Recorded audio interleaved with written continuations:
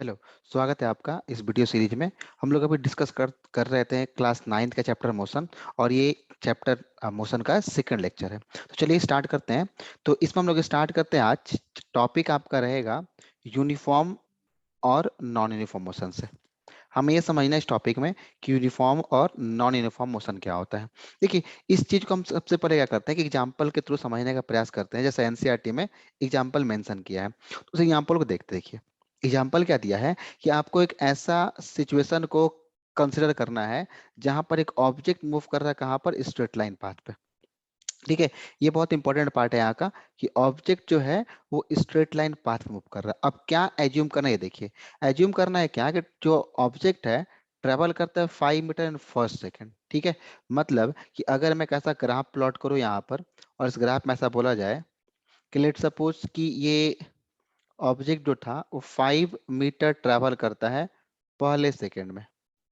ठीक है, फिर बोल रहा है क्या कि 5 metre more in the next second, मतलब फिर एक सेकेंड में पार्टिकल क्या करता है, 5 मीटर और चलता है। तो 5 मीटर मोर का मतलब क्या हो गया, 5 मीटर मोर चलते तो पार्टिकल 10 चला गया, और कितने सेकेंड में, एक और सेकेंड में। तो यहां से इसको हम ऐसे करते हैं क्या कि एक और सेकेंड मतलब 2 सेकेंड हो गया। ठीक है, एक्चुअली पार्टिकल चला यहाँ पर भी एक ही सेकेंड, ओरिजिन से चला है 2 सेकेंड। ठीक है, फिर बोला जाएगा particle 5 metre in the third second, अगले तीसरे सेकेंड में पार्टिकल फिर से कितना चला, 5 मीटर। तो मतलब पार्टिकल एक और सेकेंड चलता है और वो चलता है 5 metre. Next case and 5 metre in the fourth second, particle फिर से एक सेकेंड में 5 मीटर चलता है। ठीक है, फिर बोल रहा है क्या कि in this case object cover 5 metre in each second. देखिए, ये बहुत इंपॉर्टेंट पॉइंट था कि हर एक सेकेंड में ऑब्जेक्ट क्या कर रहा है, ऑब्जेक्ट कवर कर रहा है 5 मीटर इन ईच सेकेंड। देखिए, पहला सेकेंड में पार्टिकल चला 5, मान लीजिए कि ये पहला सेकेंड था, पार्टिकल चला 5। फिर ये दूसरा सेकेंड हुआ, मतलब ये दूसरे सेकेंड में पार्टिकल चला कितना, 10 मीटर। फिर पार्टिकल तीसरे सेकेंड को एज्यूम करते हैं, तो पार्टिकल चलता है 5 मीटर ज्यादा, और 5 मीटर, मतलब चलता है 15 मीटर। ठीक है, और अगले चौथे सेकेंड में पार्टिकल चलता है 20 मीटर। तो अब देखिए, अगर आप नोटिस कीजिए तो पार्टिकल हर एक सेकेंड में कितना चल रहा है, 5 मीटर चल रहा है। ठीक है, पार्टिकल हर एक सेकेंड में चल कितना रहा है, 5 मीटर। इस ग्राफ को थोड़ा मैं अगर और अच्छे से समझाऊं आपको, तो देखिए, इस ग्राफ को मैं अगर और अच्छे से समझाऊं यहाँ से, तो इसको मैं ऐसे बता सकता हूँ। देखिए, इस ग्राफ को देखिए, ये ग्राफ हो गया। ये मान लेते हैं कि 0 है, ये 1 है, ये 2 है, ये 3 है, ये 4 है, और ये 5 है। तो पहले में पार्टिकल चलता है 5, दूसरे में पार्टिकल चलता है 10, तीसरे में पार्टिकल चलता है 15, 5 मीटर और चौथे में 5 मीटर और चल जाए तो 20 हो जाएगा। अब आप देखिए कि हर एक सेकेंड में पार्टिकल चला कितना, 5 मीटर। हर एक सेकेंड में पार्टिकल के बीच का जो डिस्टेंस गैप है कितने मीटर का है, 5 मीटर का है। तो वही बात बोला गया यहाँ पर कि पार्टिकल हर एक सेकेंड में चल कितना रहा है, 5 मीटर डिस्टेंस ट्रेवल कर रहा है। मतलब यहाँ से एक बात तो क्लियर हो गया कि हर एक सेकेंड में पार्टिकल क्या कर रहा है, इक्वल डिस्टेंस ट्रेवल कर रहा है। मतलब हर एक इक्वल टाइम इंटरवल में पार्टिकल का डिस्टेंस कितना है, इक्वल है। तो यहाँ पे सिंपल डिफरेंस लिखा गया है कि object cover equal distances in equal interval of time, it is said to be in uniform motion. बस ध्यान रखेंगे, यूनिफॉर्म मोशन को आप डिफाइन कैसे करेंगे, तो यहां से आप यूनिफॉर्म मोशन को डिफाइन कर सकते हैं।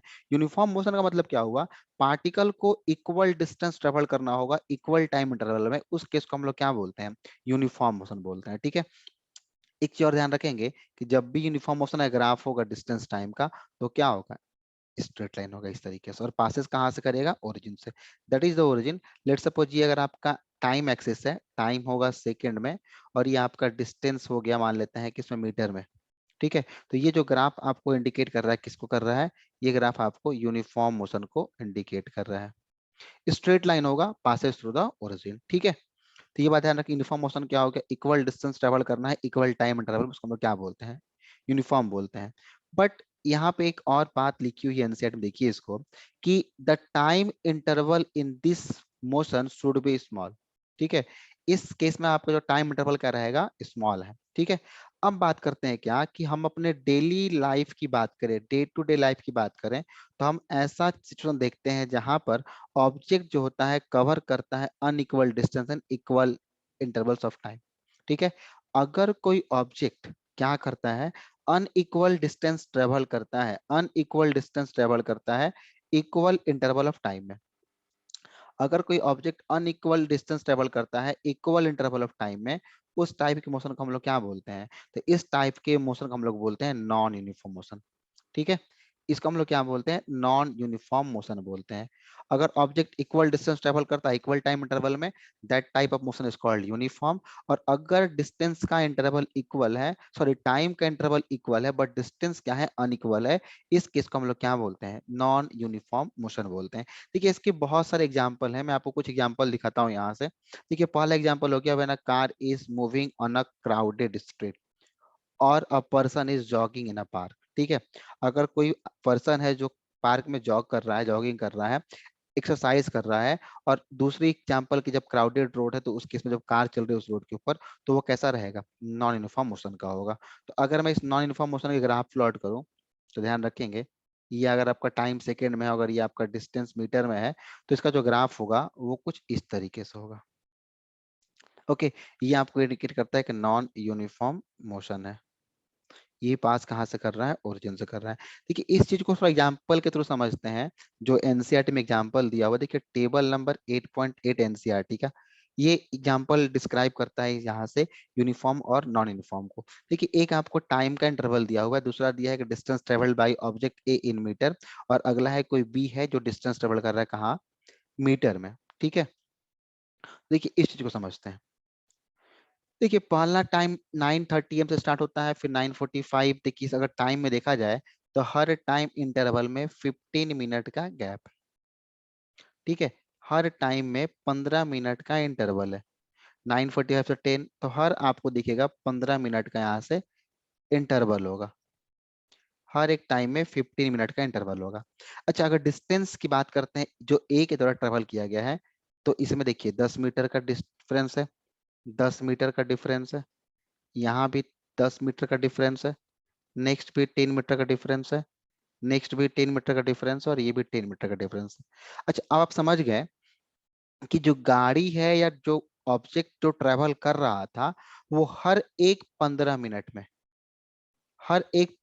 में 10 मीटर डिस्टेंस ट्रेवल करता है। ठीक है, हर एक 15 मिनट में 10 मीटर का डिस्टेंस ट्रेवल करता है। तो आप समझ में आ गया आपको यहाँ पर कि टाइम इंटरवल पे क्या है? इक्वल है, और डिस्टेंस ट्रेवल भी क्या है? इक्वल है। मतलब जो ए पार्ट आपको इंडिकेट कर रहा है, वो ए पार्ट इंडिकेट कर रहा है किसको? आपको यूनिफॉर्म मोशन को। ओके, ए पार्ट जो आपको इंडिकेट कर रहा है वो किसको इंडिकेट कर रहा है? यूनिफॉर्म मोशन को इंडिकेट कर रहा है। आई होप ये बात आपको समझ में आ रही होगी कि ए पार्ट यूनिफॉर्म को कैसे इंडिकेट किया। अब देखिए अभी भी यहाँ पे दिखा आपको कि टाइम इंटरवल तो इक्वल है। ओके, टाइम इंटरवल तो इक्वल है, बट डिस्टेंस की बात करते हैं बी के लिए। देखिए पहला जो 15 मिनट में डिस्टेंस चला गया वो 7 मीटर चला गया। ठीक है, अगला बार जो चला गया अगले 15 मिनट में वो चला गया 4 मीटर।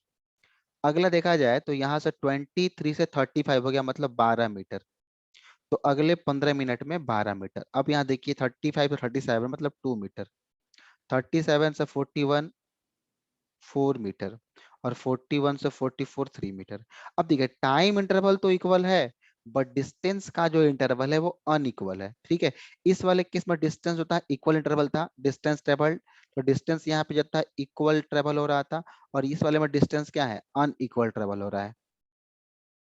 ठीक है, अनइक्वल ट्रेवल हो रहा है। तो अगर डिस्टेंस अनइक्वल ट्रेवल होगा तो जो बी के द्वारा जो ट्रेवल किया गया है वो मोशन कैसा है? Non uniform motion. ठीक है, जो बी के द्वारा ट्रेवल किया गया, कैसा ट्रेवल किया गया? नॉन यूनिफॉर्म मोशन को इंडिकेट कर रहा है। आप समझ गए, क्योंकि इस वाले में टाइम इंटरवल तो इक्वल है, टाइम इंटरवल तो इक्वल है, बट डिस्टेंस क्या है? अनइक्वल है। ठीक है, डिस्टेंस का इंटरवल कैसा है? अनइक्वल है। तो ये आपका हो गया यूनिफॉर्म और नॉन यूनिफॉर्म मोशन। ठीक है, चलिए आगे बात करते हैं इसमें। आई होप ये पॉइंट आपको यूनिफॉर्म और नॉन यूनिफॉर्म समझ में आया होगा कि यूनिफॉर्म नॉन यूनिफॉर्म में कैसे डिस्क्राइब किया, क्या डिस्क्राइब किया गया। अब देखिए अगला पॉइंट की बात करते हैं, measuring the rate of motion. अब क्या करना है आपको, इस मोशन के रेट को मेजर करना है कि ऑब्जेक्ट जो मूव कर रहा है वो किस रेट से मूव कर रहा है। ठीक है, ऑब्जेक्ट जो मूव कर रहा है वो किस रेट से मूव कर रहा है, हमको इस चीज को क्या करना है, मेजर करना है। तो अगर इस चीज को अगर हमें मेजर करना है तो इसका भी एक साइंस में कुछ स्पेसिफिक टॉपिक होना चाहिए। तो उस टॉपिक को हम लोग बोलते हैं स्पीड। आपको यहाँ दिख रहा होगा स्पीड। ठीक है, इस फिगर को देखिए, अभी आपको हम एनसीईआरटी का एक लाइन दिखाते हैं, वहां उसके बाद हम लोग इस फिगर के ऊपर मूव करेंगे। अब देखिए एनसीईआरटी में पेज नंबर 101 पे अगर हम मूव करते हैं तो यहाँ पे दिखेगा, look at the situation given in figure 8.2 if the bowling speed is 143 kilometre per hour. ठीक है, अब देखिए चलते हैं इस फिगर 8.2 में। तो फिगर 8.2 में दिखता है आपको, ये जो फिगर आपके पास 8.2 है, तो इस 8.2 में आपको दिखता है कि बॉलिंग स्पीड जो है कितना है। ये फिगर आपके पास 8.2 का टू पार्ट ए और बी, देखते हैं किसके ऊपर बात करना हम लोगों को। तो देखिए इसमें बोल रहा है कि अगर मैं फिगर 8.2 ए की बात करूं, इन फिगर 8.2 ए की बात करूं, व्हाट डज इट मीन। ठीक है, ये 143 किलोमीटर पर आवर का मतलब क्या हुआ, इस देखिए ए में चलते हैं। इस देखिए फिगर ए में यहाँ पर देखा जा रहा होगा आपको कि यहाँ पर दिया है कि 140, यहाँ पे देखिए किलोमीटर पर आवर, 140, 143, 135। इसका मतलब ये क्या बताना चाहता है। अगर देखिए अगर मैं आपको समझाऊं यहाँ से, तो अगर किलोमीटर पर आवर दिया हुआ है तो ये तो पता है आपको, ये किलोमीटर डिस्टेंस को इंडिकेट कर रहा है और ये पर आवर जो है टाइम को इंडिकेट कर रहा है। मतलब हर एक घंटे में कितना डिस्टेंस ट्रेवल किया गया। अगर मैं पहले बात करूं, अगर 140 किलोमीटर पर आवर बोल रहा है, इसका मतलब ये हुआ कि हर एक घंटा में पार्टिकल कितना डिस्टेंस ट्रेवल कर रहा है, 140 किलोमीटर। ठीक है, हर एक घंटे में पार्टिकल कितना डिस्टेंस ट्रेवल कर रहा है, 140 किलोमीटर डिस्टेंस ट्रेवल कर रहा है। आई होप ये बात आपको समझ में आ रहा हो, मैं जो बताना चाहता हूँ। ठीक है, तो चलिए अगर एनसीईआरटी के इस लाइन के ऊपर मूव करते हैं हम, तो ये आपको ये बात समझ में आएगी कि ये बताना क्या चाहता है। ठीक है, फिर ये क्वेश्चन पूछता है कि what do you understand from this sign board in figure A to B. अब ए टू बी में चलते हैं, तो ए टू बी में देखिए आपको दिखेगा कि यहाँ पर एक साइन बोर्ड दिया हुआ है और पूछ रहा है कि आप इस साइन बोर्ड से क्या समझ पा रहे हैं। देखिए इस साइन बोर्ड से क्या समझ पा रहे हैं, यहाँ पे क्या बता रहा है कि ये बता रहा है कि कार का स्पीड 50 किलोमीटर पर आवर है। मतलब साइन बोर्ड बता रहा है आपकी स्पीड लिमिट को। ठीक है, कि आपको इससे मैक्सिमम स्पीड से इस तट से क्रॉस नहीं करना है। तो ये समझ जाइए कि बता रहा है कि आपका जो कार का स्पीड होना चाहिए वो हर एक घंटे में 50 किलोमीटर तक चलती है तो ठीक, नहीं तो बेटा प्रॉब्लम हो जाएगा आपके लिए। ठीक है, और ये 40 किलोमीटर पर आवर क्या बता रहा है, वही कहानी बता रहा है आपको कि स्पीड यहाँ पे कितनी होनी चाहिए। मतलब स्पीड 40 किलोमीटर पर आवर है, मतलब क्या कि पार्टिकल को एक घंटा में 40 किलोमीटर चलना है। ठीक है, तो ये साइन बोर्ड समझ में आएगा, अब क्या बता रहा है, अब समझ में आ रहा होगा आपको। आपको तो इतना पता है कि ये किलोमीटर जो पर आवर होता है वो किसी न किसी का यूनिट होता है, और जो इसका ये यूनिट होता है उसको हम लोग क्या बोलते हैं, स्पीड बोलते हैं। ठीक है, उसको हम लोग क्या बोलते हैं, स्पीड बोलते हैं। देखिए इसी चीज को यहाँ पे डिस्कस करते हैं हम लोग। बोल रहा है कि डिफरेंट ऑब्जेक्ट में take different amount of time to cover a given distance. Simple सी बात है, आपको मैं इसका एग्जांपल दूं तो अगर आपको अपने घर से मान के चलिए मुंबई जाना है, ठीक है, और अगर आपको अपने घर से मुंबई जाना है, आपके पास तीन केस हो, एक साइकिल हो, एक पैदल जाना हो, एक आपको प्लेन से जाना हो, तो देखिए डिस्टेंस तो वही है। ठीक है, मतलब आपको सोचा जाए कि डिस्टेंस तो वही है मुंबई से आपके घर के बीच का, बट आपको दिखा कि यहाँ पर कि हर एक ऑब्जेक्ट को डिफरेंट डिफरेंट अमाउंट लगेगा, मतलब डिफरेंट डिफरेंट टाइम लगेगा उसी डिस्टेंस को कवर करने के लिए। मतलब अगर प्लेन से जाते हैं आप तो बहुत जल्दी पहुंच जाइएगा, 2-3 घंटा मैक्सिमम हो जाएगा आपके लिए। ठीक है, अगर आप पैदल चलना स्टार्ट कर दिए तो 1-2 महीने में तो पहुंच ही जाइएगा। ठीक है, 1-2 महीना क्या 6 महीने भी लग सकता है पहुंचने में। साइकिल चलते हैं तो हाँ उम्मीद है कि 2-3 महीना में सही सलामत पहुंचने का चांस तो नहीं के बराबर है, फिर भी पहुंच जाइएगा आप। ठीक है, मतलब ये हो गया कि हर एक ऑब्जेक्ट का डिफरेंट टाइम इंटरवल है डिस्टेंस कवर करने के लिए। तो ये सिंपल सी केस है, कोई ऑब्जेक्ट कुछ ज्यादा फास्ट होगा, कोई ऑब्जेक्ट कुछ ज्यादा स्लो होगा। मतलब some of them move fast and some move slowly. ये तो समझ में आया है आपको कि कोई ज्यादा तेज मूव करेगा और कोई स्लो मूव करेगा। वही कहानी हो गई एरोप्लेन और आपका साइकिल कंपेयर कर लिया जाए तो एरोप्लेन बहुत फास्ट मूव करता है जबकि आपका साइकिल बहुत स्लो मूव करती है। मतलब ये हुआ कि अब आप उस ऑब्जेक्ट के रेट को मेजर कर रहे हैं, ठीक है, उस ऑब्जेक्ट के आप रेट को मेजर कर रहे हैं और the rate at which object move can be different. ठीक है, ये समझ में आ गया क्यों डिफरेंट है, क्योंकि उसके पास टाइम इंटरवल का जो रेशियो होगा अलग अलग आएगा। अब बोल रहा है कि also different object can move at the same time. ठीक है, one of the way of measuring the rate of motion of the object, find out the distance travel by the object in unit time. देखिए speed को यहाँ पर define कर दिया गया। Speed क्या है? The rate of motion of an object is to find out the distance travel by the object in unit time. अब देखिए यहां से स्पीड डिफाइन कर दिया गया, distance travelled by the object, distance travelled by the object in unit time is called speed. ठीक है, एक सेकेंड में ऑब्जेक्ट कितना डिस्टेंस ट्रेवल करता है वही उसका क्या कहलाएगा? स्पीड कहलाएगा। आई होप ये बात आपको क्लियर है कि हर एक सेकेंड में ऑब्जेक्ट कितना डिस्टेंस ट्रेवल कर रहा है वो वही उसका क्या कहलाएगा? स्पीड कहलाएगा। और देखिए यहाँ पे बहुत प्यारा एक बात लिख दिया गया कि इसी क्वांटिटी को हम लोग क्या बोलते हैं? स्पीड बोलते हैं। तो आपको ये बात समझ में आ गया कि स्पीड क्या है? स्पीड आपका डिस्टेंस ट्रेवल करना है पर सेकेंड, मतलब बाई टाइम। तो स्पीड का फॉर्मूला क्या हो जाएगा? Speed is equal to distance upon time. ठीक है, स्पीड को जनरली हम लोग एस से इंडिकेट करते हैं, डिस्टेंस को डी से और टाइम को टी से। तो एस इज इक्वल टू क्या हो गया फॉर्मूला आपके पास? टी बाई टी हो गया। अब आपको पता है कि डिस्टेंस जो आपको ट्रेवल करना है वो ट्रेवल करना है मीटर में और टाइम ट्रेवल करना है सेकेंड में। तो आप समझ जाइए इसका यूनिट क्या हो जाएगा। What is the S I unit of speed? ध्यान रखेंगे एस आई का मतलब होता है standard international unit. Standard international unit, ऐसा यूनिट जो स्टैंडर्डली एक्सेप्टेबल हो। ठीक है, तो आप यहां से एक पॉइंट ये भी ध्यान रखिएगा कि the SI unit of speed is metre per second. ठीक है, और इसको हम लोग लिखने का तरीका ये होता है मीटर सेकंड इनवर्स और मीटर पर सेकंड, इस तरीके से हम लोग इसको लिख सकते हैं। कुछ और यूनिट है स्पीड के। अगर ऑब्जेक्ट डिस्टेंस ट्रेवल करता है सेंटीमीटर में और टाइम उसका सेकंड है तो उसका यूनिट क्या हो जाएगा? सेंटीमीटर पर सेकंड हो जाएगा। तो ध्यान रखेंगे सेंटीमीटर जो पर सेकंड इसका स्पीड है इसको हम लोग बोलते हैं सीजीएस यूनिट। ये ध्यान रखेंगे सीजीएस यूनिट जो होता है स्पीड का, सीजीएस यूनिट ऑफ स्पीड जो होता है वो होता है सेंटीमीटर पर सेकंड। ठीक है, सीजीएस यूनिट क्या हो जाएगा? सेंटीमीटर पर सेकंड। या फिर एक और यूनिट है जो स्टैंडर्ड यूनिट है, किलोमीटर पर आवर। ठीक है, या स्टैंडर्ड यूनिट क्या है? Kilometre per hour. ठीक है, अब देखिए सिंपल सी बात आपको मैं पे एक बात और बताऊं यहां से। तो इस डिस्टेंस आपका एक स्केलर क्वांटिटी है, डिस्टेंस आपका स्केलर क्वांटिटी है जहां पर केवल मैग्नीट्यूड है, डायरेक्शन की कोई रिक्वायरमेंट नहीं है। टाइम तो वैसे ही स्केलर है तो स्पीड भी कैसा क्वांटिटी हो जाएगा? स्केलर क्वांटिटी हो जाएगा। ठीक है, तो देखिए यहाँ पे एक बात लिखा हुआ है, to specify the speed of an object we require only its magnitude. और आपको पता है कि जहां पर केवल मैग्नीट्यूड की बात होती है वो कैसा होता है?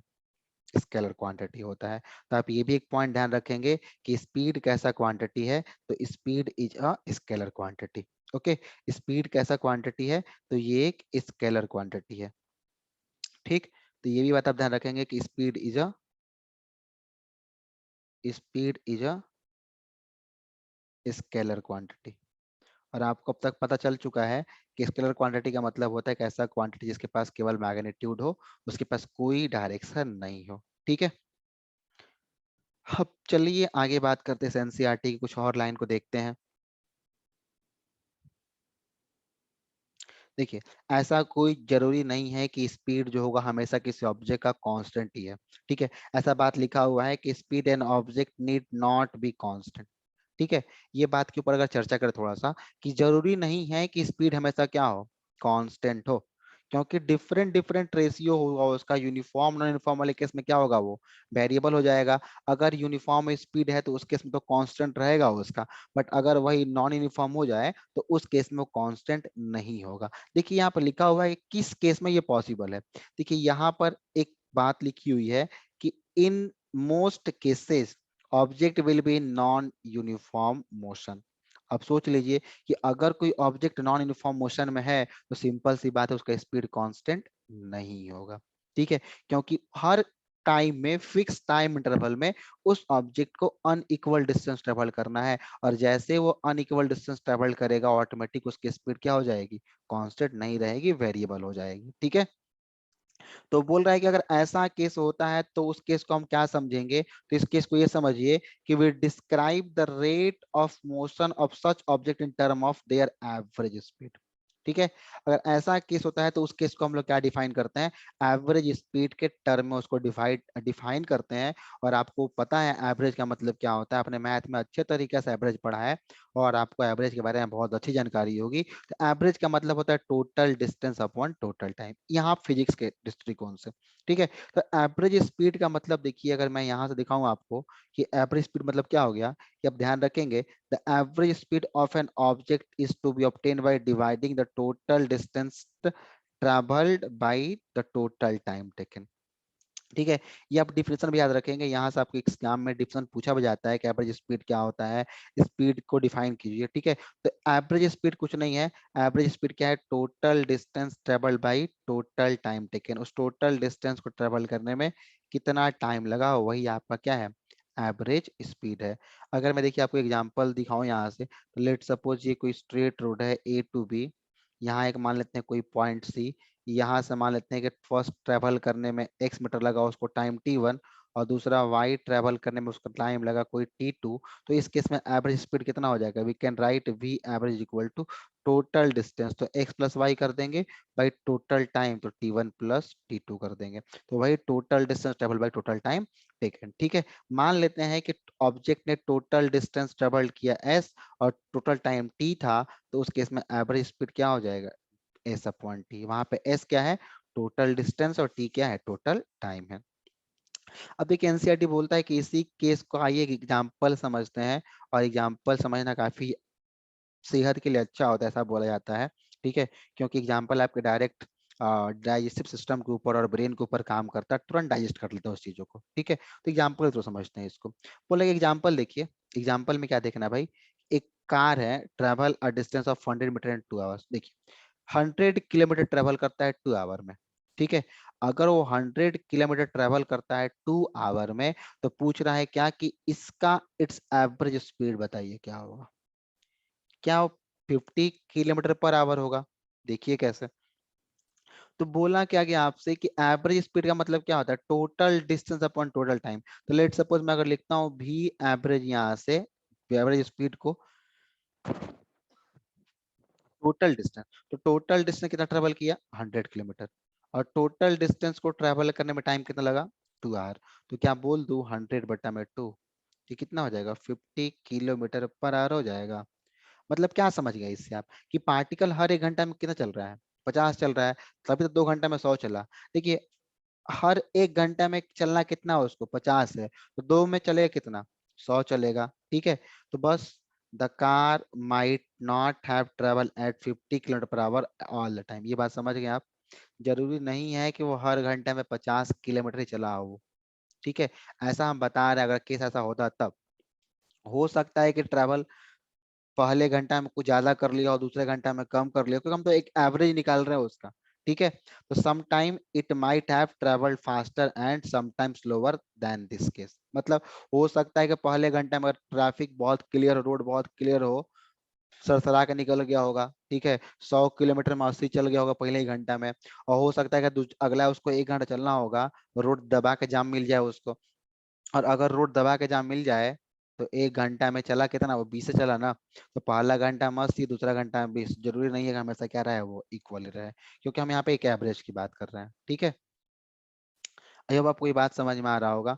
ये एग्जाम्पल की बात करते हैं, देखिए एग्जाम्पल को देखा जाए तो एग्जाम्पल बोल रहा है 8.2 आपके बुक में, can object travel 16 metre in 4 hour, 4 second, मतलब पहला 4 सेकेंड में 16 मीटर चलता है, और अनदर 16 इन 2 सेकेंड, अगला 2 सेकेंड में 16। अब खुद देख लीजिए क्या ये टाइम इंटरवल इक्वल है क्या, डिस्टेंस इक्वल है क्या, यूनिफॉर्म है कि नॉन यूनिफॉर्म है।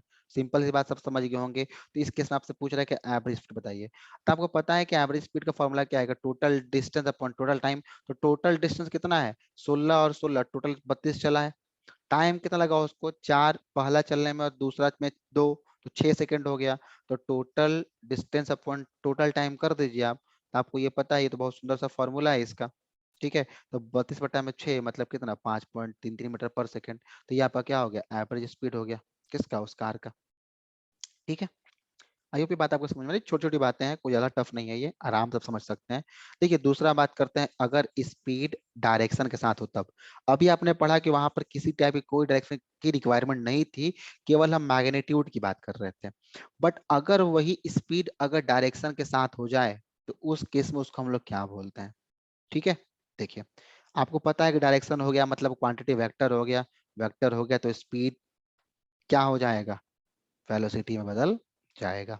ठीक है, स्पीड भी डायरेक्शन, ध्यान रखेंगे। हम इसको शॉर्ट में क्या बोलते हैं, हम लोग इसको वेलोसिटी बोलते हैं। अब देखिए इस चीज को एक्सप्लेन करते हैं अगर हम लोग, तो बोल रहा है क्या कि rate of motion of an object can be more comprehensive if we specify its direction of motion along its speed. अगर उसके हम मोशन को स्पीड के साथ कंपेयर करना स्टार्ट कर दें, अगर उसके मोशन को डायरेक्शन के साथ कंपेयर करना स्टार्ट कर दें, तो ये थोड़ा सा कॉम्प्रिहेंसिव हो जाएगा। ठीक है, और इसी the quantity that specify both these aspects is called velocity। मतलब समझ गया आप कि यहाँ पे जो आपका ऑब्जेक्ट है speed with distance sorry direction है। ठीक है, स्पीड विथ डायरेक्शन है, और उसी को हम लोग क्या बोलते हैं, अगर स्पीड विथ डायरेक्शन है उसी को हम लोग क्या बोल देंगे, वेलोसिटी बोल देंगे। ठीक है, उसी को हम लोग क्या बोल देंगे, वेलोसिटी बोल देंगे। ठीक, तो अगर हम वेलोसिटी को डिफाइन करते हैं तो कैसे डिफाइन करें, देखिए यहाँ पर डिफाइन किया गया वेलोसिटी को, कि कैसे डिफाइन करते हैं। Velocity is the speed of an object moving in a definite direction. ठीक है, अगर कोई ऑब्जेक्ट का एक डायरेक्शन फिक्स है और उस पर्टिकुलर डायरेक्शन में ऑब्जेक्ट ट्रैवल कर रहा है। ठीक है, या ऐसा बोला जाए कि अगर कोई पर्टिकुलर डायरेक्शन में कोई ऑब्जेक्ट ट्रैवल कर रहा है, उस केस को हम लोग क्या बोलते हैं, वेलोसिटी बोलते हैं। और आपको पता है कि वेलोसिटी जो होता है किसी ऑब्जेक्ट का यूनिफॉर्म और नॉन यूनिफॉर्म कुछ भी हो सकता है। यूनिफॉर्म और वेरिएबल मतलब नॉन यूनिफॉर्म हो सकता है। ठीक है, it can change by changing the object speed direction of, ये बहुत इंपॉर्टेंट केस है। ठीक है, मैं आपको इसको समझाता हूँ। आप ध्यान रखेंगे यहाँ से कि वेलोसिटी को हम लोग क्या लिखते हैं, वेलोसिटी इज इक्वल टू होता है डिस्प्लेसमेंट अपॉन टाइम। ठीक है, displacement upon time. Why displacement, क्योंकि डिस्प्लेसमेंट में क्या है, डायरेक्शन भी होता है वहां पर। ठीक है, डिस्टेंस विथ डायरेक्शन। ठीक, डिस्टेंस। तो आपको ये बात समझ में आ गया। अब आपसे क्वेश्चन यहाँ पूछता है कि ये तो आप समझ गया कि वेलोसिटी क्या होता है। ठीक है, आप यहाँ से इसको डिफिनेशन आप एग्जाम में लिख सकते हैं कि इसको हम लोग क्या बोलते हैं, वेलोसिटी बोलते हैं। आपको पता है कि वेलोसिटी में डिस्प्लेसमेंट होगा, वो उसके पास एक डायरेक्शन है, और डिस्प्लेसमेंट जो होता है वेक्टर क्वांटिटी होता है। हम ध्यान रखेंगे वेलोसिटी जो होता है वो एक वेक्टर क्वांटिटी होता है। ठीक है, वेलोसिटी कैसा क्वांटिटी हो गया, एक वेक्टर क्वांटिटी हो गया। अगर मैं इसकी एसआई यूनिट की बात करूं, तो डिस्प्लेसमेंट का मीटर होता है और टाइम का सेकंड, तो मीटर पर सेकंड हो जाएगा। अगर मैं इसकी सीजीएस यूनिट की बात करूं, तो क्या हो जाएगा, सेंटीमीटर पर सेकंड हो जाएगा। ठीक है, अब आपके एग्जाम में ऐसा क्वेश्चन पूछता है कि आप किसी ऑब्जेक्ट के वेलोसिटी को कैसे चेंज कर सकते हैं। ठीक, कैसे चेंज कर सकते हैं, देखिए वेलोसिटी को आप चेंज कर सकते हैं 3 तरीका से। पहला, आप उसको चेंज कर सकते हैं उसके स्पीड को चेंज करके। ठीक है, चेंजिंग द ऑब्जेक्ट स्पीड, अगर ऑब्जेक्ट की स्पीड को आप चेंज कर रहे हैं, तो ऑब्जेक्ट का वेलोसिटी क्या हो जाएगा, चेंज हो जाएगा। बट ध्यान रहे, स्पीड चेंज करना है तो आपको वहां पे डायरेक्शन को लेना पड़ेगा। और दूसरा तरीका ये है कि डायरेक्शन को आप चेंज कर दीजिए, ऑब्जेक्ट का speed auto velocity automatic change हो जाएगा। या फिर आप दोनों तरीके को यूज कर सकते हैं। ठीक है, मैं वो सिंपल एग्जांपल लेता हूँ। सपोज कीजिए कि अगर आपको रनिंग रेस ट्रैक की बात करते हैं, आपको रेसिंग ट्रैक की बात करते हैं, अगर रेसिंग ट्रैक बिल्कुल स्ट्रेट होता, ठीक है, अगर रनिंग ट्रैक बिल्कुल स्ट्रेट होता तो आपको कोई प्रॉब्लम होता दौड़ने में, बिल्कुल आराम से आप स्पीड मेंटेन कर लेते हैं। स्पीड मेंटेन के आप स्पीड को इंक्रीज भी कर सकते थे। पर ध्यान रखिए जब भी रनिंग ट्रैक होता है वो कैसा होता है, सर्कुलर या इलिप्स फॉर्म में होता है, कुछ इस तरीके से होता है। ऐसा क्यों होता है, पता है कि वहां पर आप सर्कुलर या इलिप्स फॉर्म में जो रनिंग ट्रैक है, वहां पर आपको स्पीड को मेंटेन करना है। जैसे आप डायरेक्शन चेंज करते हैं, टर्निंग आती है, बेंडिंग आती है, आपको ऑटोमेटिक स्पीड को चेंज करना पड़ता है। ठीक है, क्योंकि वहां पर डायरेक्शन चेंज हो रहा है। ठीक है, तो इस तरीके से आप स्पीड को चेंज कर सकते हैं, क्या करके, उस स्पीड के मैग्नीट्यूड को चेंज करके, या फिर उसके डायरेक्शन को चेंज करके, या फिर दोनों को चेंज करके। देखिए इसमें एग्जांपल भी यहाँ पे दिया हुआ है एनसीईआरटी में, उसके ऊपर बात कर लेते हैं। देखिए बोल रहा है क्या कि when an object is moving along a straight line at a variable speed, we can express the magnitude of its rate of motion in terms of average velocity। ठीक है, अगर स्ट्रेट लाइन पाथ में चलता है तो वही जो उसका जो एवरेज वेलोसिटी होगा उसका मैग्नीट्यूड के फॉर्म में उसको हम लोग रिप्रेजेंट कर सकते हैं। ठीक है, average speed we can express the magnitude of average velocity. क्यों ऐसा, देखिए ऐसा क्यों बताओ तो गौर कीजिए आप। मैं दो लाइन यहाँ पे हाईलाइट करता हूँ। एक तो बोल रहा है क्या कि variable speed, straight line path, और बोल रहा है कि मैग्नीट्यूड ऑफ एवरेज स्पीड। अब देखिए क्योंकि जब स्ट्रेट लाइन पाथ हो गया तो स्ट्रेट लाइन पाथ में उस ऑब्जेक्ट का डिस्टेंस और डिस्प्लेसमेंट क्या हो जाएगा, इक्वल हो जाएगा। अब जैसे ही उस ऑब्जेक्ट का डिस्टेंस और डिस्प्लेसमेंट इक्वल हो जाएगा, उस ऑब्जेक्ट का स्पीड किसके बराबर, वेलोसिटी के मैग्नीट्यूड के बराबर। मैं डायरेक्शन की यहाँ बात नहीं कर रहा, क्योंकि जैसे ही मैंने उसका मैग्नीट्यूड ले लिया तो ऑटोमेटिक केवल डायरेक्शन आ जाएगा। ठीक है, तो स्ट्रेट लाइन पाथ होने के चलते ऑब्जेक्ट का डिस्टेंस जो था डिस्प्लेसमेंट के बराबर हो गया, और जैसे डिस्टेंस डिस्प्लेसमेंट के बराबर होता है तो उस ऑब्जेक्ट का जो स्पीड है वो किसके बराबर हो गया, एवरेज वेलोसिटी के मैग्नीट्यूड के बराबर हो जाएगा। ठीक है,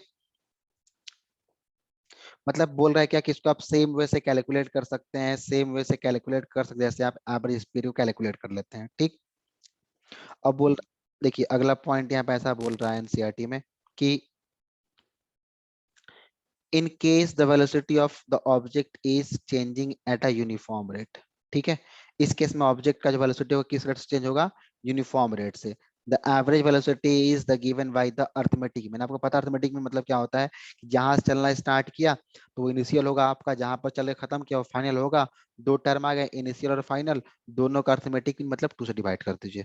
ठीक है, initial velocity and the final velocity for a given period of time, that is. देखिए मैं आपको इसको केस को यहाँ पे दिखाता हूँ। अगर कि अगर ये आपके पास स्ट्रेट लाइन था, पार्टिकल चलने से स्टार्ट करता है, इनिशियल पोजीशन बोल लेते हैं, इसको बोल लेते हैं फाइनल पोजीशन। लेट्स कोई टाइम इंटरवल होगा। ठीक है, तो इनिशियल को मान लेते हैं u है और फाइनल को मान लेते हैं v है। तो ये आपका जो एवरेज वेलोसिटी हो जाएगा क्या हो जाएगा, इनिशियल प्लस फाइनल बाई 2, मतलब u plus v by 2। Okay, मतलब क्या हो जाएगा, u प्लस v बाई 2। देखिए that is average velocity is equal to u plus v by 2। यहाँ ध्यान रखें ये केवल मैग्नीट्यूड उसका। ठीक है, एवरेज वेलोसिटी। ठीक है, ये क्या है, उसका केवल मैग्नीट्यूड है, क्योंकि यहाँ पर लिख रहा है कि u जो क्या रहेगा आपका इनिशियल रहेगा, v क्या रहेगा फाइनल वेलोसिटी रहेगा। आपको मैंने पहले बता दिया कि इसका यूनिट क्या रहेगा, मीटर पर सेकेंड और मीटर पर सेकेंड या फिर मीटर सेकेंड वर्स। ये लिखने का तरीका है। ठीक है, ये बात समझ में आया आपको, क्या आई होप ये बात आपको क्लियर हो गया वेलोसिटी क्या होता है। फिर से देखेंगे आप, ये क्वेश्चन ऑलरेडी मैं सॉल्व कर चुका हूँ पहले से। ठीक है, ये सारा क्वेश्चन सॉल्व है क्वेश्चन, तो आप जाकर के क्वेश्चन को सर्च करके इसका सॉल्यूशन को वहां से देख सकते हैं। ये एग्जांपल 8.2 और एग्जांपल 8.3 भी सॉल्व है वीडियो में। अलग एक क्वेश्चन सीरीज बना हुआ है, तो आप वहां से इसका सॉल्यूशन भी देख सकते हैं। तो अगले वीडियो में हम लोग मिलेंगे तो हम लोग स्टार्ट करेंगे rate of change of velocity के साथ। मतलब rate of change of velocity हम लोग यहाँ बोलते हैं एक्सेलरेशन बोलते हैं। तो इसको आप पढ़ेंगे और अगले वीडियो हम लोग इस टॉपिक के साथ मिलेंगे, दैट इज कॉल्ड एक्सेलरेशन। तब तक के लिए बाय बाय, थैंक यू।